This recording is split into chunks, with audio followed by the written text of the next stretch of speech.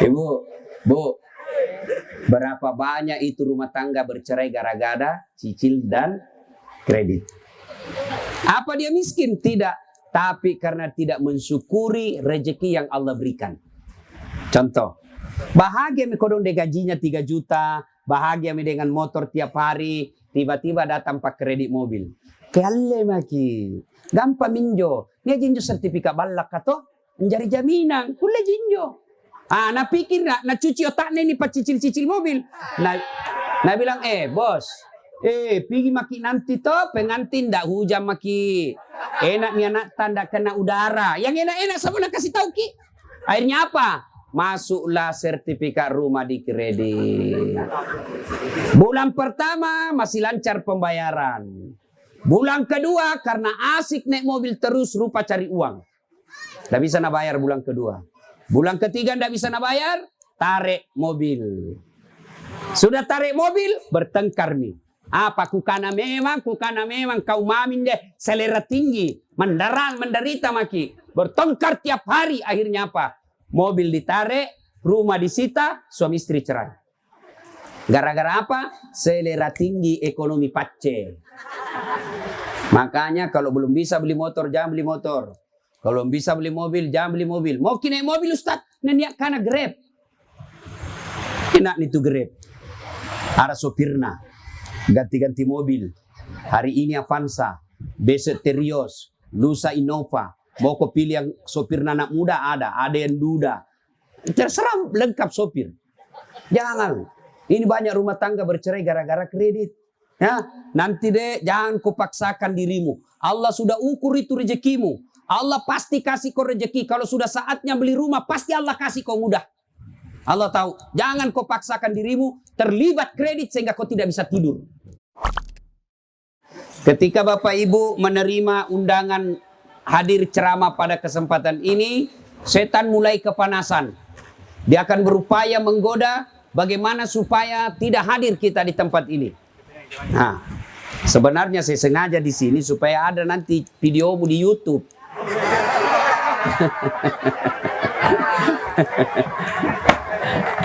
Itu tujuannya bos. Pana cili-cili tongko tahu hari seluruh dunia. Ya. Ketika Bapak Ibu terima undangan untuk dengar tausiah malam ini, itu setan mulai menggosok kita. Jamaah kau hadir. Alhamdulillah yang hadir di tempat ini berhasil mengalahkan setan yang ada di rumah. Alhamdulillah.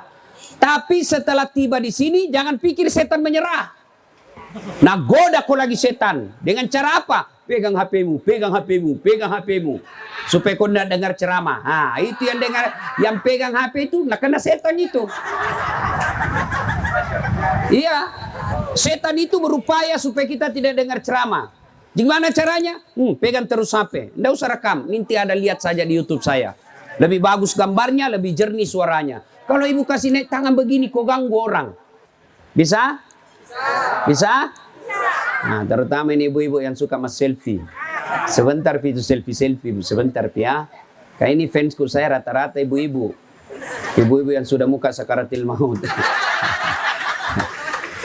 Selesai ceramah langsung, Ustaz boleh selfie dulu. Sini maki, cepat rame-rame supaya tidak cemburu istriku di rumah. Sudah selfie, nah bilang ulangi Ustaz. Nah ulang lagi Ustaz, jelek. Ulangi dalam hatiku, biar kau ulang 10 kali, nah muka nu jelek. Ya.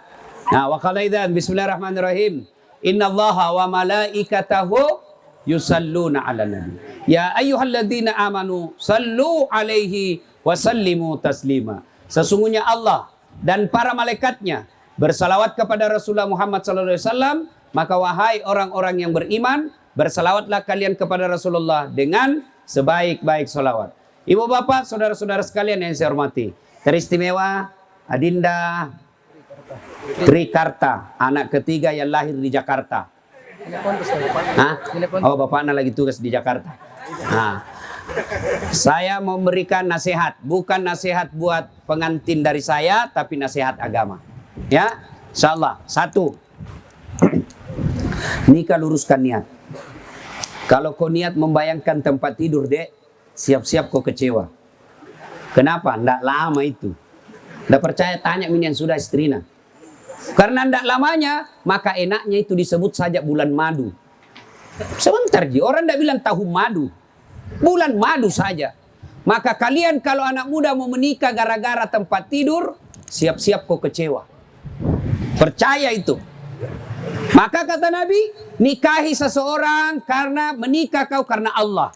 Menyempurnakan agamamu, melaksanakan perintah Allah. Karena nikah adalah hukumnya wajib bagi mereka yang sudah mampu dan tidak mau menikah.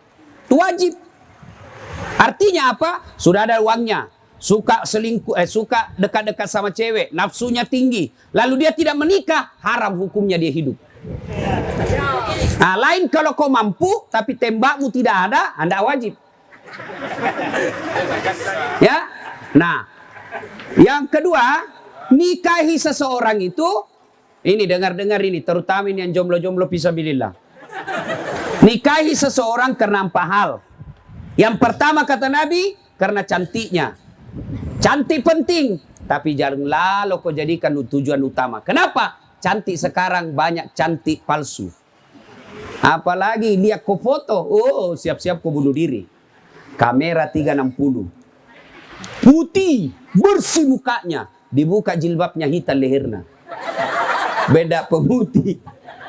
Iya toh? Oh banyak sekarang palsu.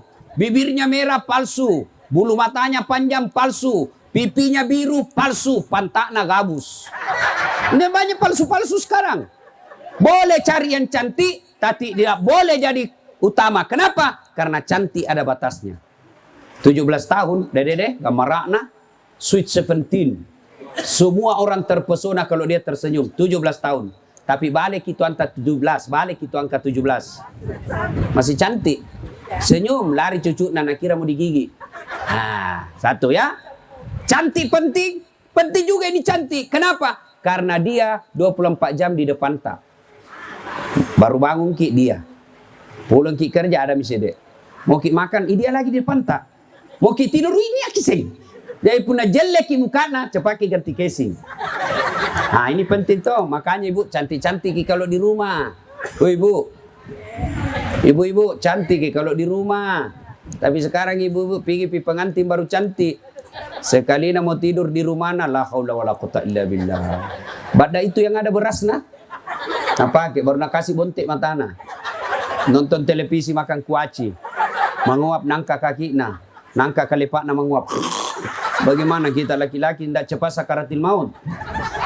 Dah? Nah ini cantik. Cantik ya?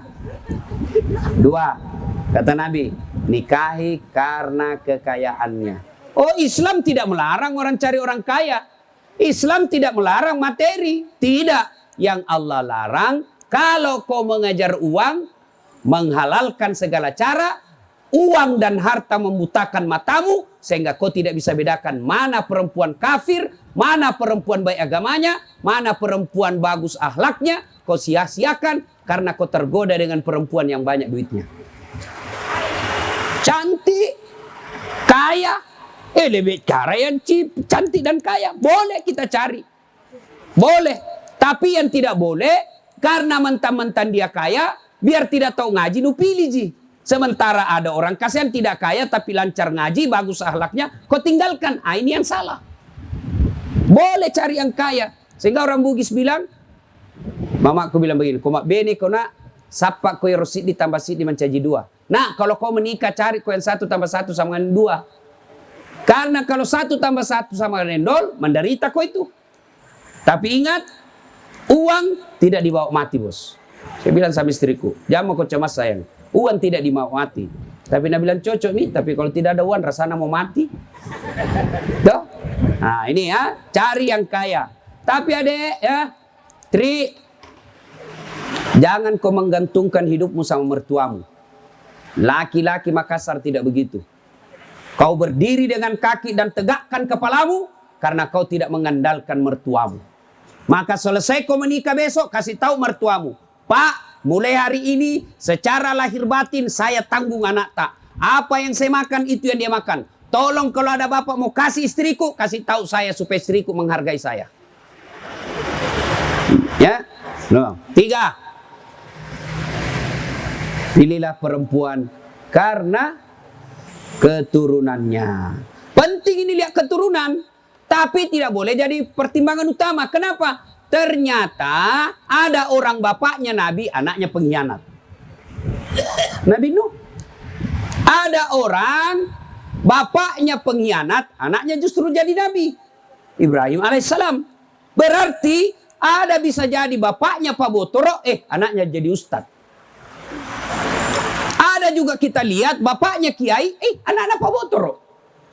Nah, oleh karena itu boleh menjadi pertimbangan, tapi tidak boleh menjadi prioritas.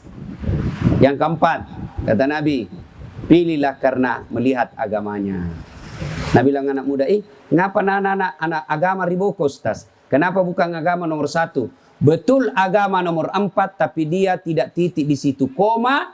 Kata Nabi, utamakan agamanya, karena kau dengar agama, segalanya kau dapat. Ada orang barangkali kaya, tapi akhlaknya kesurupan. Ada lagi orang mukanya cantik, tapi hancur lagi ekonominya. Ada lagi cantik, tapi akhlaknya lagi busuk. Susah mendapat, dia tomi cantik, dia tomi anak orang kaya, dia tomi keturunan baik-baik, dia tomi agamanya. Susah mencari perempuan seperti ini. Kalau ada di Jeneponto, tunjukkan nggak bos? Nakiro inji. Betul. Ya? Oleh karena itu, kata Nabi, utamakan agama. Kenapa? Bisa jadi dia miskin, tapi tutur katanya baik, akhlaknya baik. Itu yang membuat orang senang sama dia. Bisa jadi dia tidak cantik, tapi pakai rapi ngomong, sopan sama mertuanya, santun sama menantunya. Akhirnya orang semua senang. Yang paling sial, dia tomi jelek, dia tomi donggolo, dia tomi muka hancur, dia tomi jelek sifatnya, agamanya tidak bagus, keturunan jelek lagi. Itulah paling sial. Tentu kita berharap yang memiliki keempat-empatnya. Tapi kata Nabi, usahakan agamanya yang baik. Karena agama akan kau dapat semuanya. 1. 2. Menikah setelah kalian menikah, dek. Jangan pikir tidak ada masalah. Bohong itu kalau ada orang berumah tangga tidak ada masalahnya. Bohong. Mana ustaz, mana penghafal Quran, pak kepala talang itu pun anak-anak tina masalahnya. Bohong. Mana ada tidak ada masalah dalam hidup? Tidak ada. Semua orang punya masalah. Jangankan kate ngaseng, Nabi dalam rumah tangga ada masalahnya. Aisyah pernah dituduh selingkuh. Aisyah, istri Nabi. Ekonomi, Nabi pernah 3 hari 3 malam tidak makan, bos. 3 hari 3 malam tidak makan. Mana ada orang di Jeneponto 3 hari 3 malam tidak makan satu keluarga? Nabi pernah sampai cucu beliau Hasan Hussein pucat. Coba. Dalam bermasyarakat, Nabi bukan lagi dibully. Kalau dibully itu di medsos sih. Dihina, bukan. Nabi bukan dibully, diperangi, dilempar, dimaki, dikasih kotoran unta depan rumahnya. Dan siapa yang lakukan itu? Pamannya sendiri. Coba, puncak penghinaan orang Makkah, diusir Nabi keluar dari desanya, lalu pindah ke Madinah. Itu Nabi deh. Apalagi kamu nanti pengantin baru, pasti banyak masalah. Tadi waktu belum kenal, sopan bicara. Cewek, waktu udah baru diodok-odok deh, bajit namamu. Tapi kate deng, terserah mami kita. Puna bajit tom minaknya. Sekali sudah ada anak 2, keluar semua mi kebun binatang di mulutnya. Ada yang begitu, ya. Maka dedek percayalah pengantin ini tidak mungkin tidak ada masalah dalam rumah tanggamu. Tidak mungkin. Ya, saya kasih contoh. Waktu mau melamar, baru kenal dulu bos. Apa masalah? Nah terima aja ini. Nah suka aja. Ditahu disuka. Selesai masalah? Tidak. Melamar. Diterima ji lamaranku. Diterima ji. Terima lamaran. Selesai masalah. Masalah baru lagi. Berapa uang panai? Ya toh? Sudah cerita uang panai. Selesai masalah. Muncul masalah baru. Hari pestana kapan? Bakulai mi. Yang perempuan lain mauna, yang laki-laki lain mauna. Mulai saya masalah itu. Sudah sekepakat pada hari yang sama. Selesai masalahnya? Belum. Tenda misalnya. Gedung. Siapa mau diundang? Berapa kuda mau dipotong? Itu masalah. Selesai semua itu, selesai masalahnya? Tidak. Barangkali baru bayar utang. Ada yang begitu kan? Selesai bayar utang, selesai masalahnya? Tidak. Motongi punya rumah, kontrak rumah. Sudah punya kontrak rumah, selesai masalahnya? Tidak. Motongi punya anak. Punya anak, selesai masalahnya. Yang tadi nanti kontrak, motongi punya rumah sendiri. Sudah punya rumah, punya anak, selesai masalahnya? Tidak. Mau ada laki-laki, ada perempuan. Sudah itu selesai masalahnya? Tidak. Langsung jelek nilai istrinya, mau kawin lagi. Nah, itu. Tidak ada orang tidak ada masalah. Nah. Ya.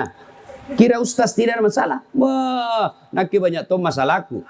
Apa masalah ustaz? Mau kawin lagi tapi takut sama istrinya. Masalah semua itu. Dek, istri cantik. Kita kira bukan masalah. Masalah bos, nagoda orang. Kalau cantik istri tak suka nagoda orang. Apalagi kalau suaminya jelek, lebih masalah lagi. Berarti bagus kalau jelek istri. Jelek istri, nah hina orang. Kita malu jalan sama dia. Tiga mau kode, nanti di pesta kita ketemu. Duluan makwa, di luar bahu. Sampai istri nak-nak kemai makin dan nak-nak ndak jadi pergi mencrea. Coba, istri cantik masalah, istri jelek masalah. Berarti bagus kalau tidak ada istri. Masalah juga, kesepian. Berarti bagus kalau banyak istri. Jangan kau coba-coba. Nah sunnah kau istri ya. Coba, Coba mi, ada istri masalah, tidak ada istri masalah, jelek istri masalah, cantik istri masalah. Semua ada masalah. Berarti yang jadi masalah bukan masalah. Yang jadi masalah bagaimana cara mengatasi masalah. Mengatasi masalah. Oh male. Tahu orang di sini pegadaian? Oh yang asem ini. Muka-muka pegadaian. Bu. Berapa banyak itu rumah tangga bercerai gara-gara cicil dan kredit. Apa dia miskin? Tidak. Tapi karena tidak mensyukuri rezeki yang Allah berikan. Contoh, bahagia kodong de gajinya 3 juta, bahagia dengan motor tiap hari, tiba-tiba datang pak kredit mobil. Kale maki, gampang minjo, nih jinjo sertifikat balak kato, menjadi jaminan, kulle jinjo. Nah pikir nak cuci otaknya ini pak cicil-cicil mobil. Nah bilang, bos, pergi maki nanti toh pengantin dak hujan maki. Enak nih anak tanda kena udara. Yang enak-enak sama nak kasih tahu ki. Akhirnya apa? Masuklah sertifikat rumah di kredit. Bulan pertama masih lancar pembayaran. Bulan kedua karena asik naik mobil terus rupa cari uang. Tidak bisa nak bayar bulan kedua. Bulan ketiga tidak bisa nak bayar, tarik mobil. Sudah tarik mobil, bertengkar nih. Apa kukana memang kau mamin deh selera tinggi, menderita maki. Bertengkar tiap hari, akhirnya apa? Mobil ditarik, rumah disita, suami istri cerai. Gara-gara apa? Selera tinggi, ekonomi pace. Makanya kalau belum bisa beli motor, jangan beli motor. Kalau belum bisa beli mobil, jangan beli mobil. Mau kini mobil Ustaz, nanya karena Grab. Enak nih tuh Grab. Ada sopirna, ganti-ganti mobil. Hari ini Avanza, besok Terios, lusa Innova. Mau kau pilih yang sopirna anak muda ada yang duda. Terserah lengkap sopir. Jangan. Ini banyak rumah tangga bercerai gara-gara kredit. Ya, nanti deh jangan kau paksakan dirimu. Allah sudah ukur itu rezekimu. Allah pasti kasih kau rezeki. Kalau sudah saatnya beli rumah, pasti Allah kasih kau mudah. Allah tahu. Jangan kau paksakan dirimu terlibat kredit sehingga kau tidak bisa tidur. Nah, 1, 2, 3. Begitu ada masalah, 2 jirumusna bos. Ista'inu bisabri wassalah. Sabar, perbaiki solatmu. Nak selesaikan jo masalahmu. Kenapa rumah tangga banyak yang susah ekonominya? Tidak bisa lepas dari cicilan. Bertengkar tiap hari. 1, tidak sabar kok. 2, tidak baik sembayanmu. Tidak mungkin Allah bahagiakan rumah tangga orang yang tidak sholat. Tidak mungkin. Tidak mungkin itu. Jadi kalau ibu bapak mau bahagia rumah tangga, baiki sambayang bos. Una tenas sambayang carita campuratu. Tidak ada kau dapat bahagia. Sambayang jauh Ustaz. Ngapa nak susah hidupku? Betul kau sholat tapi tidak ikhlas. Hayalah sholat. Asar misede. Baru sakit sambayang duhur. Tidak ikhlas kok. Saya sholat Ustaz. Tidak ikhlas kok. Mana buktinya? Itu toh bajumu kau pakai mencuci. Itu toh bajumu kau pakai pasar. Itu toh kau baju mau masak. Itu kau pakai lagi tidur. Kau pakai lagi sholat. Tidak ikhlas. Mana ibu-ibu ada tanya, Kak Ustadz, boleh jitoran sholat tidak pakai BH? Boleh. Tapi apa kira-kira ibu tega? Ketemu Allah tidak pakai BH? Ketemu Allah, boleh, sah, tapi tidak beradab. Masa ibu mau ketemu wali kota, ketemu gubernur tidak pakai BH? Kira-kira percaya diri? Tidak mungkin. Ada lagi bapak-bapak, Ustadz, boleh orang tidak pakai celana dalam? Boleh, sah. Yang penting pakai sarung. Tapi tidak beradab. Masa bapak mau ketemu gubernur tidak pakai celana dalam? Pantas 30 tahun kau sholat tidak bisa memperbaiki hidupmu. Kenapa? Sholatmu main-main. Apa lagi? Saya sholat Ustadz. Betul kau sholat tapi main-main. Sholat kayak mata pencuri. Nah ciniki ngase na bayar, na baca kalender kah? Allah. Bismillah. Kana berdua iya. Kenapa na sambayang kau citara? Ada saya lihat begitu. Ayo. Ada lagi ke sholat tapi betul baju bunda Islami. Besar perutnya, besar pantatnya, pakai baju kaos sempit, tipis, naik lagi di atas pusat. Begitu ruku, kelihatan celengan di belakang. Bagaimana hidupmu mau baik dalam sholat? Bukan aku main-main sholat. Saya sholat Ustaz. Betul kau sholat. Tapi cari uang. 100.000 uangku tadi. Beli pulsa 50.000. Beli bensin 20.000. Mana ini 30? Allahu Akbar. Kenapa nak gapai? Bismillah na boya inji. Allah, ni mana ini di? Assalamualaikum. Oh, di bawah sadel. Selama aku sembahyang cari uang. Bapak ketawa karena bapak begitu toh? Ya. Nah, besok yang paling banyak pengantin baru tidak sholat, mandi subuh. Sembahyang subuh. Tapi Allah masih tolerir. Misalnya selama masih bujang, sholat subuhnya awal waktu. Jam 4.30 sholat subuh mitawa. Tapi ini karena pengantin baru ulur-ulur sedikit ke jam 5. Allah masih paham. Tapi jangan tiap hari. Ya, Allah paham. Ya, jangan sampai tidak sholat. Tapi saya yakin ini orang baik agamanya. Saya berapa kali ini puluhan tahun jadi penceramah nasihat perkawinan. Baru pi di tempat ini pengantin mengaji. Yang biasa kan orang lain juga mengaji. Ini Pak penting mengaji Pak. Bagusnya lagi bacana. Yang tempat lain mana syahadat salah-salah tong. Baca syahadat nu asadu. Apa sadu? Ulangi asadu. Apa sadu? Jengkel orang ditampelin songkok. Asyhadu an la ilaha illallah. Alhamdulillah ya. Nah ibu bapak saudara-saudara sekalian. Nih ya, perbaiki saja sholat. Begitu ada masalah dalam rumah tanggamu, lebih curhat kepada Allah. Sholat. Ya Allah, saya tidak sangka istriku seperti ini. Tapi inilah jodoh yang kuberikan ya Allah. Berikan saya kekuatan untuk bersabar. Berikan saya kekuatan untuk mendidik istri saya Allah. Engkau yang memberi hidayah. Berikan hidayah kepada istriku. Doa. Dan ibu-ibu, kalau ada masalah dalam rumah tangga, berdoa ki. Tapi mustahil berdoa diterima kalau tidak sholat. Rajin gak berdoa Ustaz. Cocok nih, rajin gak berdoa. Tapi di status. Pergi kerja suaminya, update status doanya. Ya Allah lindungi suamiku. Mau pulang ya Allah selamatkan suamiku sampai di rumah. Sibuk nih tuh, Tuhan mau baca status nu. Tema kalah serius orang ini bos. No? Dalam sholat ya, perbaiki sholat. Ada masalah deh, bertengkar suruh istri sholat. Sholat. Perempuan paling banyak dan sholat gara-gara pengantin. 2, gara-gara mikap. 3, gara-gara haid. 4, gara-gara nifas. Ini perhatikan nih ketika masuk waktu ini. Mau panggil pengantin istri, ingatkan selalu. Sholatmu, sholatmu. Selesai haid, ingat baik-baik. Sholat. Selesai nifas, sholat. Itu ingatkan. Di situ titik-titiknya perempuan tidak sholat. Bulan suaminya biasanya 5 hari kau haid, tidak sembahyang. Ini 7 hari belum pakai sembahyang. Nah ini, masih ada sedikit-sedikit. Belum pak bersih. Nah bilang suaminya, bohong-bohong kok. Nah bilang, apa bohong-bohong? Kupacinikan punya.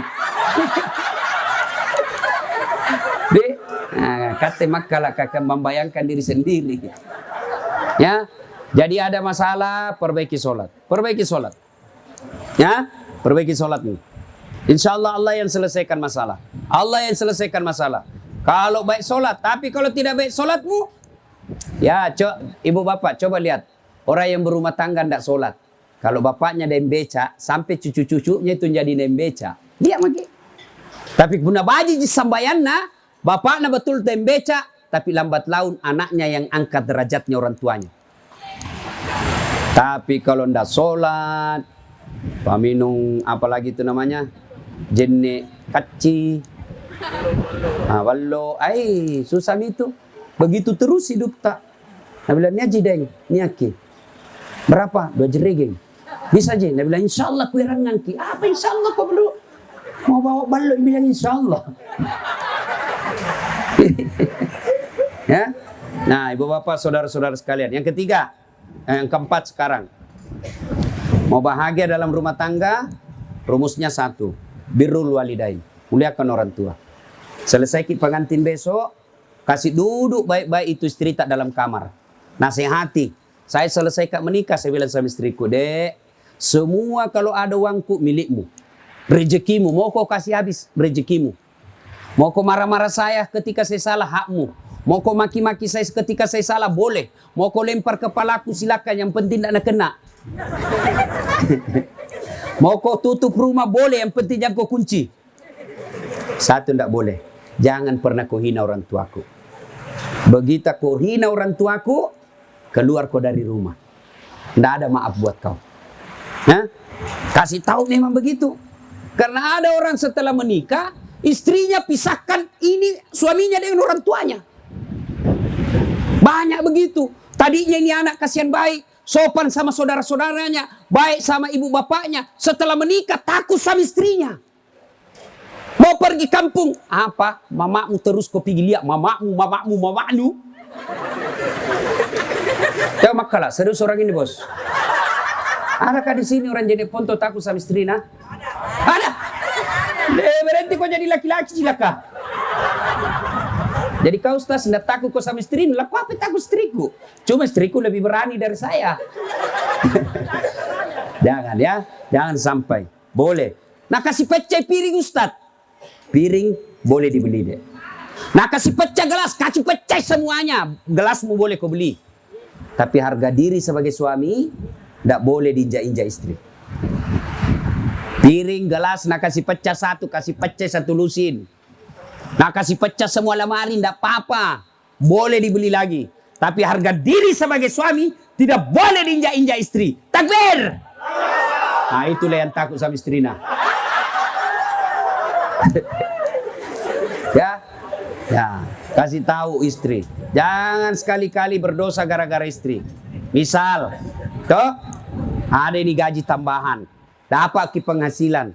Lalu kita tiba-tiba ingat orang tua tadi kampung kasihan. Lama-lama ini tidak pernah makan begini orang tua di kampung dik. Beli kami ini dik, ringan ini dik. Nah pakai kodong awal Ramadan, beli kami baju. Jangan saya beli baju, biar mi bapak dibelikan baju. Tiba-tiba muncul istri. Apa? Bapaknya terus. Langsung dia bilang suaminya, terserah mi pada kau. Berhenti kau jadi laki-laki bos. Jangan. Kasih tahu itu istri. Darah daging yang ada dalam diriku, biar kau cuci air laut, semua yang ada di dunia tidak akan menghilangkan darah dari orang tuaku. Kamu istri, kau dapat saya setelah dewasa begini. Kau macam-macam, saya boleh kawin lagi. Begitu jadi laki-laki.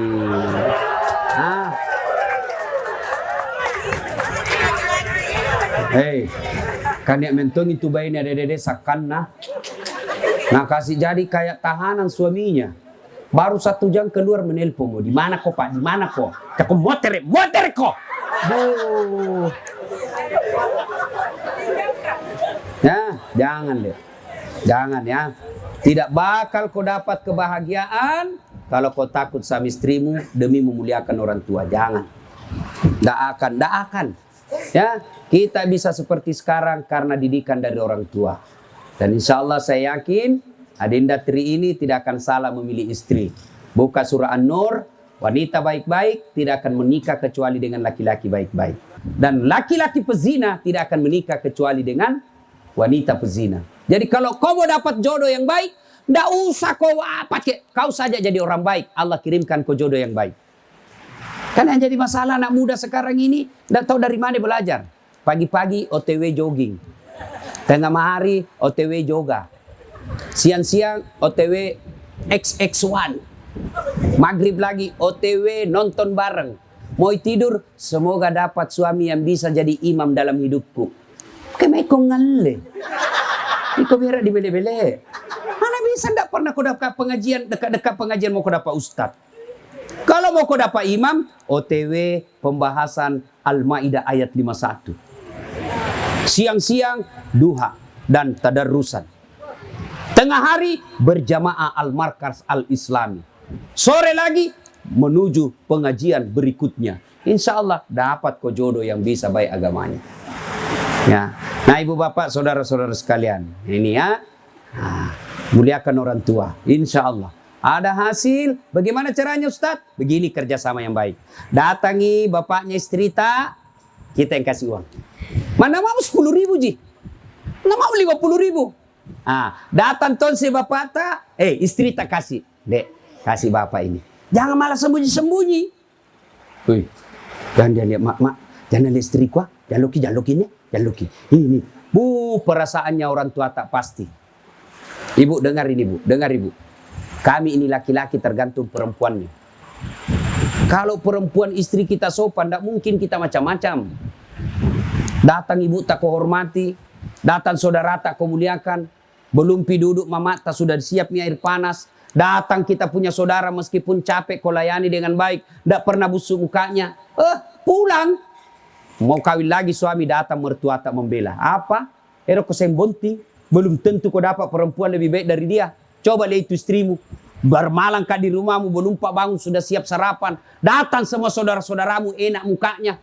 Setiap dia ngomong santun bicara. Apa kau mau kawin lagi? Belum tentu kau dapat perempuan lebih baik dari dia. Jangan kau kalau mau kau kawin lagi. Haram air susuku. Datangi parta tidak pernah cantik. Di dalam jaki kamar terus. Nah, tidak pernah kita keluar senyum-senyum. Pulang kampung suamimu. Apa nak bilang mertuamu? Apa paling itu istrimu nak? Setengah mati kau kasih sekolah. Ku kasih naik-naik pangkatmu supaya hormati kau orang. Nah istrimu sendiri tidak hormati kau. Apa itu istrimu? Buang mi, kawin kau lagi. Ku carikan kau sepupumu. Itu. Hai, no? Ya bu. Hui. Terancam ibu-ibu. Kamu hitung itu kalau pulang ki capek-capek kerja, istri sudah menyambut di rumah dengan senyuman. Sabar ki deng, begitu memang cari nafkah. Insya Allah keringat dan capek tak akan jadi amal. Baru kita peluk-peluk sambil menyanyi maki. Bila kamu di sisiku, hati rasa syahdu. Kita itu perasaan suami nak nanda rugi-rugi cari uang ini. Masuk kamar marah-marah lagi suami tak berantakan kamarnya. Langsung dipeluki. Insaplah wahai enak itu perasaan tak? Ini tidak pulang tidak marah-marah dong mentong kau ngojek kau helam se motor nu dagang kau rugi mako sede. Tak ada mentong untuk kau cilak kau. Bagaimana harga diri kita sebagai suami? Ya, Bu. Nah, kita juga dek muliakan istri. Besok ingat, besok dengar ketika menikah besok. Apa kita bilang? Saudara Tri, saya nikahkan engkau dengan anak gadisku tunai karena Allah. Siapa yang kita jadikan jaminan? Siapa yang kita jadikan borok, garansi untuk menghalalkan anak gadisnya orang? Allah. Berarti ketika Tri mengkhianati istri, menyakiti istri, bukan cuma orang tuanya kau sakiti, tapi Allah yang telah kau jadikan jaminan untuk menghalalkan. Marah Allah. Maka muliakan istrimu. Coba Nabi. Berapa istrinya Nabi, Bu? Berapa? 11. Mumpung saya ingat ini. Istri Nabi yang paling muda itu 9 tahun. Siapa namanya? Aisyah. Istri ketiga. Ini hikmah buat kita. Bapak-bapak yang punya anak gadis. Selalu dibawa sama cowoknya malam minggu kasih nikahi. Tidak ada pekerjaannya Ustaz. Kasih nikahi. Sudah itu kasih pulang rumahnya. Yang penting halal nih.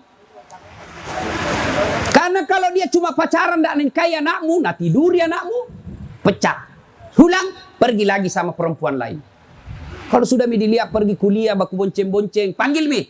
Nak, kau suka kuliah anakku? Iya om. Sudah, panggil itu bapak nu. Panggil kau Pak Imam, ku kasih nikah kau supaya halal.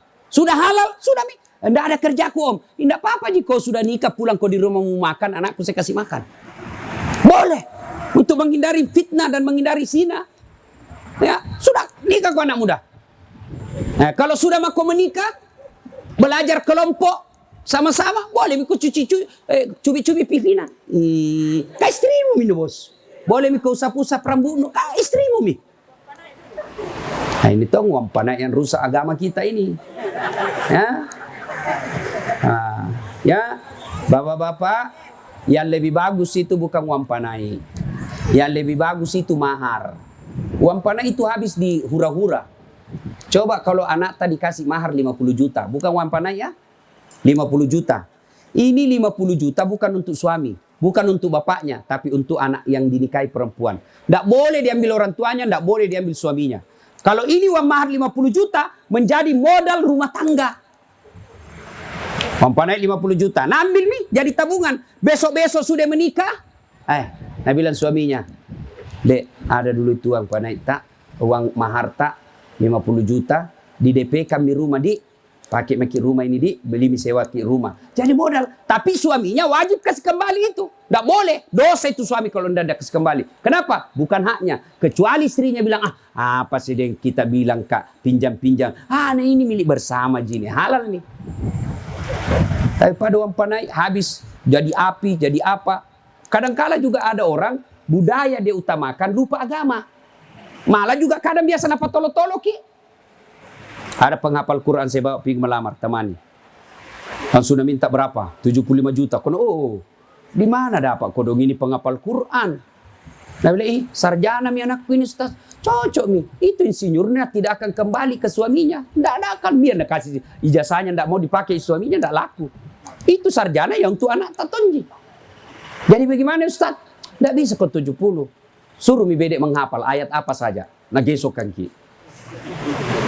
Begini Pak Ustaz. Sesuai kami dengan hafalannya.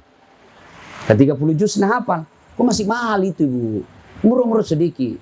Nah bilang biar mi Pak Ustaz. 25 mau tapi bilang ki 50 nah.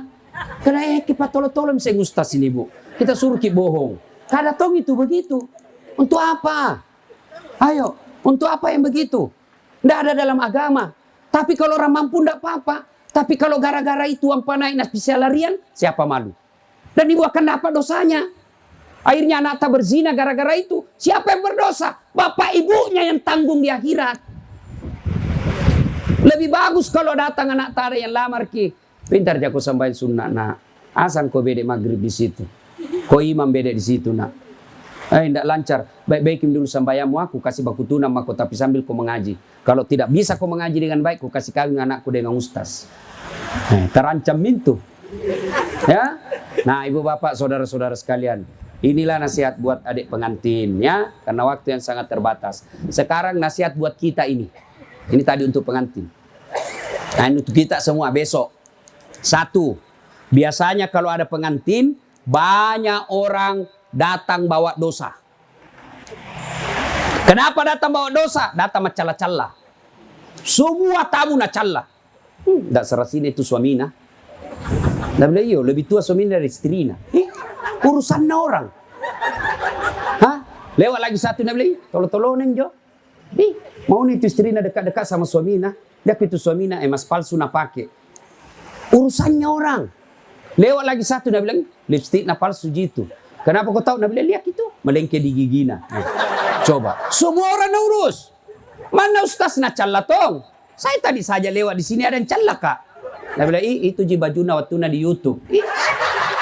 Mau-mauku. Calla-calla. Datang pengantin, datangnya bikin dosa.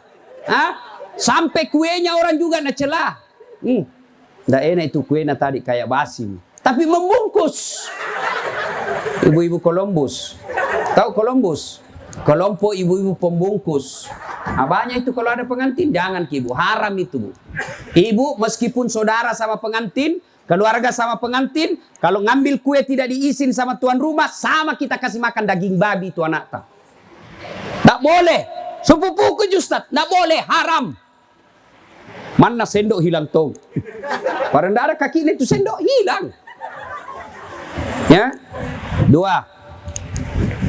Biasanya kalau ada pengantin besok itu banyak yang tidak sholat, terutama ibu-ibu. Gara-gara apa? Make up. Mukanya nak kira tembok, coklat, biru, abu-abu, krem. Bu, ada tuh kuliah lebih-lebih sedikit di sini. Ada putih-putih dah. Bilang kenapa lagi dikasih lebih begitu? Nah bilang seperti artis Korea. Oh dia bilang artis Korea baru di Jenepon tuh tinggal.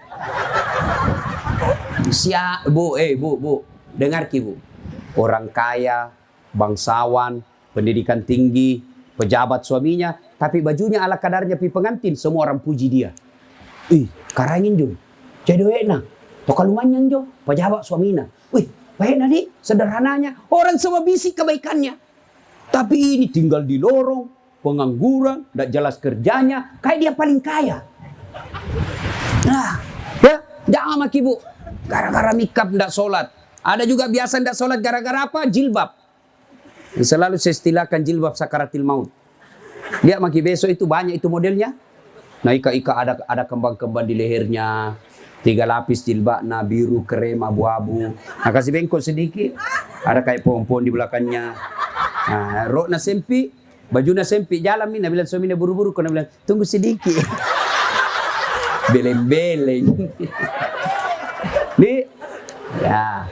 3. Bu, dengar. 2 ya, banyak tidak sholat. Jangan kasihan gara-gara tamu yang tidak sholat, acaranya orang jadi tidak berkah. Orang baik ini karena pengantin. Bagus agamanya. Berusaha untuk mendekati Allah. Akhirnya acara tidak berkah, gara-gara tamunya lebih 50% tidak sholat. Ustadz, bagaimana kita mau sholat nak berdandan? Boleh. Gimana caranya Ustadz? Wudhu dulu. Baru berdandan. Sudah itu tahan kentut. Biar sudah wudhu, batal. Nah bilang sedikit keluar Ustaz, tidak habis, tetap batal. Sudah itu wudhu, dandan, baru masuk waktu sholat, silakan sholat. Nah, apalagi yang banyak, kalau acara pengantin besok, banyak sekali yang praktek mubasir. Ya, coba lihat besok, air gelas, lihat maki besok. Masih ada dia dalam setengah, nah tusuk lagi yang lain. Tusuk lagi yang lain, tusuk lagi. Uang semua itu. Habiskan dulu, baru ambil. Terutama makanan juga banyak yang biasa bawa perbuatan setan. 1 tusuk je bisa nak makan sate, nak ambil 2 tusuk. Nah tidak habis. 1 tusuk kau sisa, uang semua itu. Telur, 1 iris je bisa nak makan, nak ambil 2 iris. Jangan. Lebih baik nombor. Lihat dulu. Karena tidak semua itu yang enak di mata, enak di leher. Saya pernah jadi korban. Kukira mie. Kan ada sekarang mangga modelnya kayak mie. Kukira mie ini mie Cina. Kuambil banyak-banyak. Begitu ku tes. Wih, mangga. Mau dibuang. Mubasir. Mau dihabisi. Saya sakit. Nah, maka tes dulu. Lebih baik nombor. Ada tuh orang makan itu porsi mengamuk. Batina tingginya. Nambah Ki. Saya kalau pergi sedikit dulu ternyata enak. Nambah. Nggak ada yang suruh nambah. Aku suruh diriku sendiri. Ustaz tambah Ki. Ya, jaki malu-malu Ustaz. Iya toh. 4. Biasa kalau ada pengantin banyak yang ngambek pulang. Pecuki. Kenapa? Merasa tidak dilayani dengan baik. Jauh-jauhku dari Makassar. Tidak nalayani kak dengan baik. Itu tuan rumah, kasihan tidak mungkin nak urus ki semua. Nah ratusan tamunya, kita mami mengerti. Dede bateku dari Makassar, make tomak baju baru, ku cicil poeng, baru ndak kena ke shooting. Gara-gara shooting na pecu. Ya, ini juga tukang-tukang shooting. Adik-adik, besok kalau kau bekerja, hargai tamunya orang. Kadangkala itu tukang foto itu tidak menghargai tamunya orang. Orang duduk baik-baik, karain, duduk cantik manis, pakai baju baru, nak kasih pantai orang.